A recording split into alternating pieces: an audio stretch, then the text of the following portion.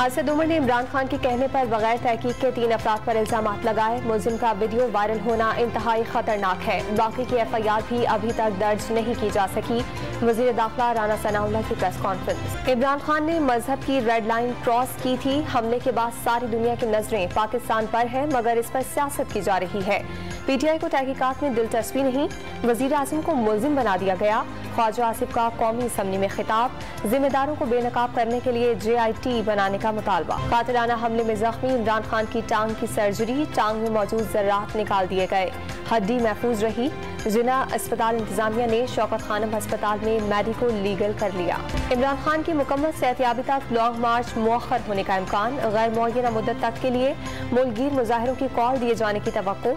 इमरान खान का कौम के नाम पैगाम जारी करने पर गौर। लाहौर में इमरान खान की सरबराही में PTI के इजलास में आज अहम फैसले किए जाएंगे। तहरीक इंसाफ ने आज नमाज जुमा के बाद मुल्कगीर एहतजाज की कॉल दे दी। इमरान खान का मुतालबा पूरा होने तक मुजाहिरे जारी रहेंगे।